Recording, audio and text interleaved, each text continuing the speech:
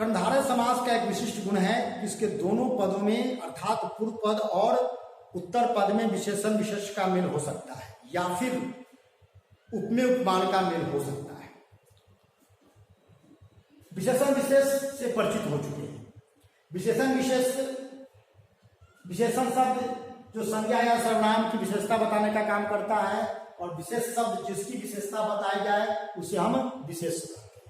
जैसे लाल टोपी, अब लाल क्या है, टोपी कैसी है, तो लाल है मतलब लाल विशेषण शब्द, और चूंकि टोपी के बारे में कहा जा रहा है इसलिए टोपी हो जाएगा आपका विशेष शब्द। तो विशेषण विशेष का मेल कर्मधारय समास में हो सकता है। दूसरा है उपमेय उपमान। उपमेय का तात्पर्य है कि जिसका वर्णन हो रहा है, जिस व्यक्ति वस्तु पदार्थ आदि का वर्णन हो रहा है वह विशेष, वह उपमेय कहलाता है।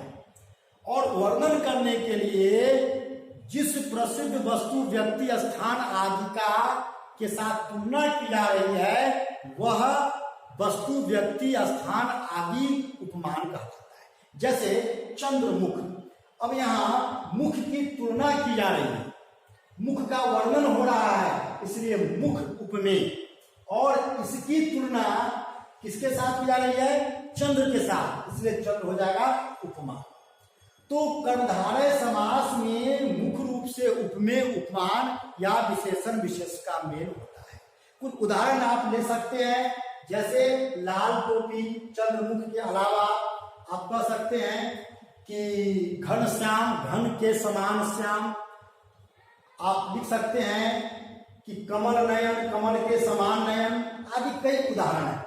बच्चों एक बात मैं आपको यहाँ बताऊं कि खास करके कर्मधारय समास का समास विग्रह करते समय है जो को आप मध्य में रखेंगे, पूर्व पद और अंतिम पद के मध्य में है जो को रखेंगे, उससे सुगमता होगी। जैसे काली मिर्च, तो काली है जो मिर्च। आप कह सकते हैं कि एक दो और उदाहरण आप ले ले, जैसे नीलकंठ, तो नीला है जो कंठ। परमानंद, परम है जो आनंद।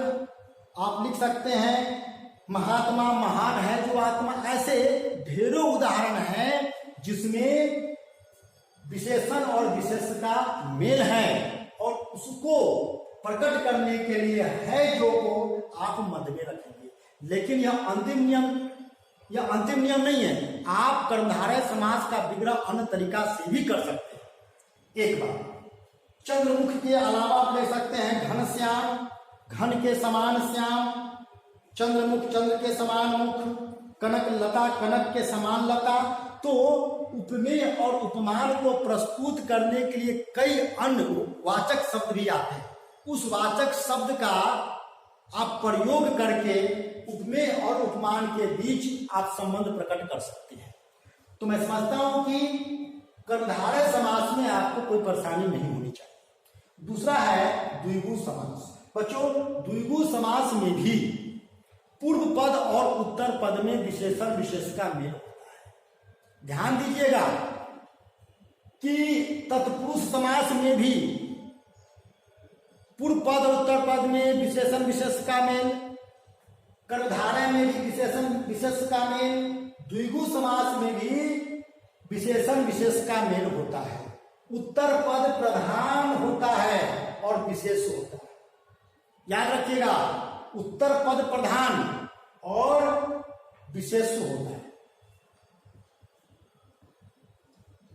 एक बात जो अन्य को या कर्मधारय से या बहुव्रीहि समास से द्विगु को अलग करता है वह है कि द्विगु समास का पूर्व पद संख्यावाची विशेषण होता है। ऐसे सैकड़ों उदाहरण हैं जहां बहुव्रीहि समास में भी पूर्व पद संख्यावाची विशेषण होता है।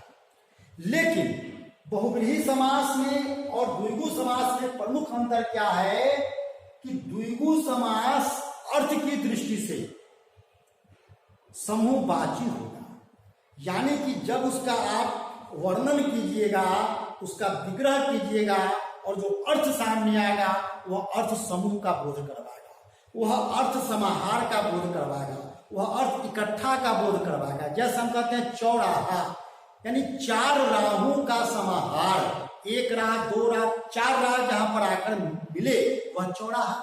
हम कहते हैं तिरंगा, तीन रंगों का समाहार। हम कहते हैं चार पाई, चार पैरों का समाहार। हम कहते हैं दो पहरों का समाहार। यानी कि द्विगु समास में आप देखेंगे पूर्व पद तिरंगा, तीन मतलब तीन का बोध, चौराहा चौक, चार का बोध करवा रहा है। हम कहते हैं चार पाई, जो पूर्व पद है चार, वह संख्या का बोध करवा रहा है। तो द्विगु समास में पूर्व पद संख्यावाची विशेषण होगा।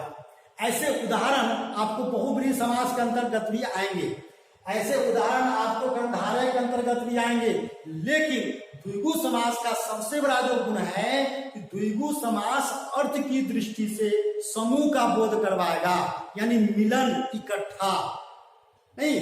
तो जैसे एक चौराहा, चार राहों का समाहार, चारों राह कहीं पर आके इकट्ठा से मिले, वह समूह, वह जो समाहार है वह द्विगु का एक गुण है। तो बच्चों, अभी हम लोगों ने कर्मधारय और द्विगु समास के बारे में अध्ययन किया।